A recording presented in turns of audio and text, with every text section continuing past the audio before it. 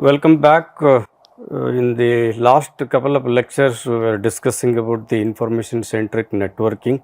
So we spent good amount of time in understanding the background of what is the concept of the information-centric networking and how it actually is supposed to work. So what we'll do today is we'll take an example architecture of the information centric networking, namely called name data networking. So we'll go over the what are the architecture of the name data networking, how it works, particularly the four aspects of the information centric networking, that is the naming the content, routing the content, the security and the caching. So these are the four components of the information centric networking. How each one of these actually work or at least have been proposed, we will discuss in the today's lecture. So the motivation for this project name data networking is again in line with the what the information centric networking actually proposed, to bridge the gap between the mismatch between the architecture that the internet uses and the what the users actually use in today's scenario. So this is one of the project which actually started along these direction, but not the only project. There are quite a few other projects also along this direction, but this is one of the prominent project in this direction. And this many of the projects which started in the information centric networking, actually the 2006 Warren Jacobson's talk at the Google was the basis. So he actually advocated the need for having such a network, and as a motivated by that talk, this project actually started through a consortium. And if you take the example of the applications or use cases in today's internet, the applications or network applications are built, supported and used on the internet. So, but the usage is fundamentally driven by the IP addresses. So we want to get rid of that IP address and have something different. So that's what the NDN actually supports you. And this project, NDN Name Data Networking, is one of the 5 projects that were funded by the NSF. NSF is the National Science Foundation, which is a funding agency in the US. They funded 5 projects for the developing the next generation internet architecture, mainly the ICN based architecture, and this is one of the project which was funded for developing such an architecture. And this project name data networking, although this is a new project, but it is based on an earlier project, something along the same direction, mainly the information centric networking called the content centric networking. So many of the ideas in the NDN were borrowed from the content centric networking, or whatever which seems to be promising, they are taken and then incorporated in the name data networking project. We'll see the details of how exactly these 4 things, what I refer to as the naming, routing and the caching and the security works in the NDN. So before we actually look into those features, the applications which actually demand the use of the ICN or ICN based architecture, there are many of them on the use in today's network. So YouTube is one of the popular applications serving millions of users every day. So Netflix is another application. The Amazon Prime Video, which distribute the videos content to the subscribers across the globe, is another application. So Apple's iTunes is another application. So all of these applications, if you collect, these are all content distribution applications. So mainly primarily the video content is there, and that is actually distributed to the consumers across the globe, and whoever, or at least whoever is subscribed to those messages. And such kind of the content delivery, the video content delivery is primarily people are interested in watching a video content, a particular type of the content, without not worried about from where the content is coming. So now, if the usage is, these are the dominant applications on the internet today, and if the primary or majority of the consumption is driven by these kind of the applications, now do we still stick to the same old IP based communication model, or we want to design something else? So that's the question. So NDN is an effort in that direction.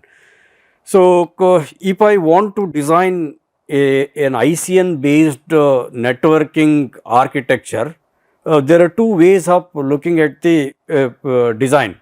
One is, so you can assume the IP network is there, it is working in some fashion, and I want to build something on top of the TCP IP network as an overlay architecture.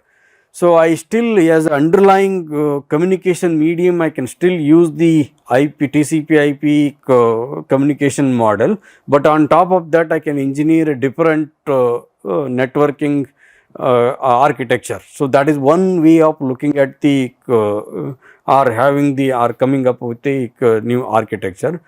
The second way of looking at the problem is to look at something which is from the first principles you want to design the network. So assuming the applications are looking something like this, the YouTube, Netflix kind of the applications are used in the network. So keeping those use cases in mind, can I design a network from the first principles, from the clean state? So these are the two options. The NDN actually takes the second approach, which is the clean state design. So I want to design a network without carrying the knowledge of the previous history. So often what happens is, when you want to come up with something new, so what is existing, you tend to borrow the ideas or principles, or tend to engineer something which is looking somewhat similar to the existing one. But there is nothing wrong in the using the old ideas which have worked well. In fact, some of the ideas which work well in the IP network are also used in the NDN. But you look at the problem from a different perspective. I want to have something like this from the first principle you start with, and then you borrow the ideas which work well or which actually fit into the new paradigm, and then from that you take it forward.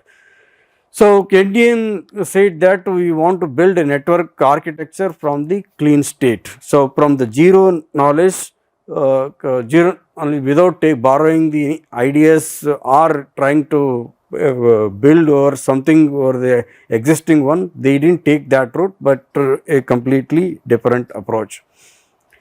So this NDN design was somewhat similar to the structure of the TCP IP model. TCP IP uses something called as the thin waist model. What it means is, the number of the applications that we have is quite large at the application layer. The TCP IP layer has these 5 layers. At the application layer, you have the email, you have the DNS, you have the web service, and but all of these actually use TCP or the UDP as a transport layer protocol, and then it uses IP as the one network layer protocol. And network layer, this IP in turn uses the many different kinds of the link layer protocol, be it the Ethernet, be it the point-to-point protocol, or frame relay, whatever it is. And then there are many physical layer approaches. Maybe the wireless Wi-Fi is one approach, the copper wire, fiber optic communication, all of these are physical communication mediums. So what the thin waist actually means is, so you have bunch of things at the top, and then you have one common thing in the middle, and then many more things at the bottom. So this is called thin waist model. So this thin waist model is there in the TCP/IP communication model as I just drew, and can we take the motivation for design, although I am designing a new network architecture from the first principles, but I want to base that architecture on the success of this TCP/IP based model, which is looking something like this. So now how do I ensure that? I want to look at the TCP/IP model only from the perspective how the TCP/IP model actually look like, and then what I want to do is something like this, what we said in the ICN. So I want to build a network which is completely receiver driven. So as I said earlier in the previous lectures as well, the IP packets are sent based on the addresses. They go to a particular destination address, and but in the NDN we want to bring the data chunks, named chunks from some place in the network to a particular receiver. So this is a completely receiver driven operation. And unlike the IP model, which is a stateless communication model where the IP protocol does not remember whether the packet has been previously sent or not, unlike that we want to have the stateful networking architecture. So let us see how the NDN architecture actually compare with the TCP/IP model in terms of the overall hierarchy and also the features that the TCP/IP and the NDN have.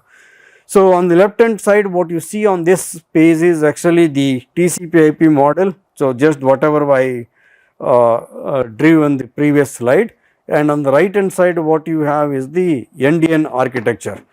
So so the left side TCP/IP model we just discussed, but on the right hand side the NDN has got a bunch of applications again at the top. So this is also a thin waist model, and then the data is getting transmitted from these applications using the security inbuilt security to the data itself, and you generate something called as the content chunks instead of the IP packets in the TCP/IP model. So it is worth noticing that here there is no transport layer protocol. So there is only the file is getting broken into whatever data that you want to transmit is arranged in some pieces, and then the security is applied to those pieces, and they are independent chunks. So you can roughly think of this. So if you have a file of 1 MB to transmit, all that I can do is 1 MB file is actually the original file is broken on into many small pieces, and then you apply the security to these pieces. I give a name, and this is the chunk number 1, this is the chunk number 2, this is chunk number 3, and then I apply the security to these pieces, individual pieces, and then transmit over the network, and whoever request for those chunks will be transmitted. So that is the rough idea. So the file can be of anything. So this can be a text file, this can be a movie, or anything that you can think of. And then there is some transmission medium available. So you can even visualize this as even the entire TCP/IP architecture is one way of communicating the data chunks over the network. So but there might be other ways of doing it. So irrespective of what kind of the communication medium and the strategy that you have, the network itself is operating like this. You have some application giving you the data, I take that data, generate the chunks, apply the security, give a name, and then transmit. So and the network will make sure that this content is actually transmitted over the network and delivered to the intended recipient. So that is what the NDN overall architecture look like. So it is still a thin waist model.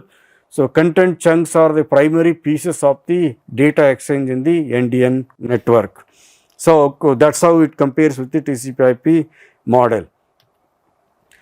And this communication NDN whatever the data chunks that is getting transmitted happens through two different packet types, two different types of the data that get generated. So, one is something called as the interest packet and the second one is called as the data packet. The interest packets flow from the receiver to the someone who is giving you the data. If my receiver is here R1, there is some producer at some point. So, here is the data producer and the interest packets flow from here to the producer and the data chunks are transmitted in the reverse direction. This is the overall flow of the two types of the packets, but the interest packet and the data packets need not go all the way to the data producer, since the routers in the ICN paradigm have got the storage capacity. You can find the requested content in the storage on the cache of the different routers. So, if some router along the path can actually give you the data, for example, the router number 2, if it has the content, the interest packet will flow only up to the router number 2 and then the content will be served from the cache of the router number 2.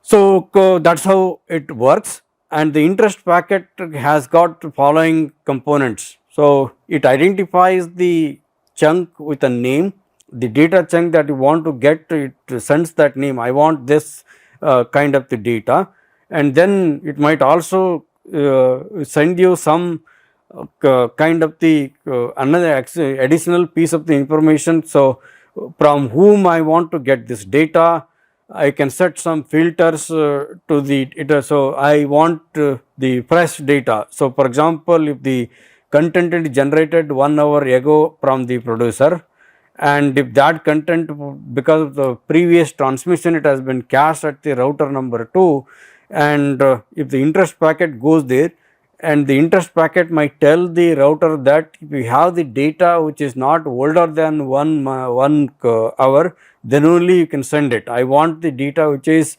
as recent as less than 1 hour. So, anybody who is having that data, only they will be able to serve. So, whether it is the intermediate router or if none of the intermediate routers have that fresh data, the request will go to the original producer and then it will fetch the content. So, such kind of the filters and additional constraints I can put inside my interest packet, and it is the job of the network to find out whether those constraints are actually met or not met. And then it has also got a nonce which actually identifies against which interest packet this response, this data has come, and also it will help the intermediate routers to remember, if they do not have the content, they will forward this interest to the next hop and borrow the content from the either from the next hop or the from the producer, and then they can match against which interest packet this data has come, and then it will try to understand, okay, this response has come from so and so, and against this request I need to send it to the so and so the next hop on my left side. So, that is what the nonce actually will help you. And similarly, on the data packet also, data also chunk has also got a name, and then it has got a meta information. Just like the interest packet can put some filters, the meta information can identify the content type. So, whether it is a video content, whether it is the audio content, or it can also have the size of the data and then how fresh the data is. And also the producers can sometimes tag, I generated this data, if anybody is caching this content. So, how long you can do that? So, whether it is 1 minute, 2 minutes, 30 seconds, 1 hour, 1 week, whatever the lifetime or validity of that content, cached content, it can put that information inside this. And then the content itself, if it is a video, the video itself is there, and then at the end of this, the security mechanism which gives the authenticity of this data, which is called as the signature. So, signature is the security piece. So, all this actually are these 4 things are part of the data packet of the NDN architecture. This using these two packets only, the entire communication actually happens in the NDN networks. So with that background in mind, let's see how the naming actually happens. The four things that I was referring to earlier, how the naming happens in the NDN. So what are the available possibilities? One is to use the flat name, second one is to use the hierarchical name, and third one is using some of the attributes you can generate the name. But the NDN primarily goes with hierarchical name. So you can use something like A/B/C, just like the hierarchical naming convention that we discussed in the previous lecture. Using the same naming convention, I can name the content and what you can name. So in the NDN architecture, any data, any piece of the data, be it the movie, be it any text document, be it the any command that you want to pass on to a different computer, in the IoT networks where the remotely you can control some of the operations, like the I can turn on, turn off the light, I can turn on, turn off the fan, all of that can be done. So you can name the content to turn on a light, turn off a fan, something like that. That is also possible. It can also be the name can also be given to a data chunk that is transmitted for in the vehicle or networks. So these are some of the promising use cases. For all of them, virtually any data type that you can think of, any application which is generating some data, all of them can be named. So how do we name it? We use the hierarchical naming convention, but that is the default and actually suggested way of naming the content, which actually allows you to do the aggregation and also the makes the life of the routers, NDN routers, simpler. But that is not the only way to name the content. If you want to still use the flat naming convention for some applications, if somebody wants to still fall back to that flat naming convention, so NDN still allows you to use that as a special case. So hierarchical naming convention is prepared, but the flat naming conventions is possible in the NDN networks. So at any point of time, you can think of there are some data chunks which are named using the hierarchical naming convention, and some other data chunks are actually named using the flat naming convention. So, that brings, I said that the video, the audio, the text file, any data that get generated can be named in the NDN architecture, but the video content need not necessarily be a static content like the one uploaded on the. So think of this case, if I am doing a video conferencing application, so if a set of people are actually engaged in a meeting, and then this is dynamically generated data which is live streamed. Now how do I name the content in this kind of a scenario? So we need a mechanism to generate or assign some kind of the names to this dynamically generated, lively generated data like the video streaming. So one of the approach that you can take here is something like this. So you use a deterministic way of generating the names to the data chunks, in the sense that if X is the receiver of the data and if Y is the producer of the data, both X and Y know what algorithm to use. So if I name, let's say, the chunks as 1, 2, 3, 4, the X knows how to query the next content, next chunk. So it will use this sequential numbering scheme 1, 2, 3, 4, something like this, and then it'll okay, you sent me 1, and now you send me next data chunk 2, now you send me next data chunk 3, something like this. So it need not be as sequential as this one, but just an example. This is how it determines both the end parties which are engaging in the conversation. They need to know what is the next chunk, how the next chunk is actually named in the scenario. So even if you use the hierarchical naming convention, I can still do this dynamic or deterministic way of assigning the names to the content, something like this. I use a common prefix A, B, C like this, and then I can see D1 is the first chunk, then D2 is the second chunk, and D3 and D4, something like this. This is a deterministic way of using a common prefix, but I vary only the last portion, and then I generate the data chunks, and using the same naming convention the receiver will also query the network and the content will be delivered to the intended recipient. So of course you can keep the lifetime of these packets to a very small span of time, and so that the intermediate routers actually don't cache these content for a longer duration. But the point I'm trying to make is, it is possible to name the content which is dynamically generated, which is having a very short span, in the sense that if you have a static content, be it the video, audio, or the text file, anybody can cache it as long as the lifetime of that content is very large. If you have a web page, still that can be cached. So those are the kind of the stuff that you can afford to cache, and the lifetime is larger, and the content can be stored across multiple routers in the network.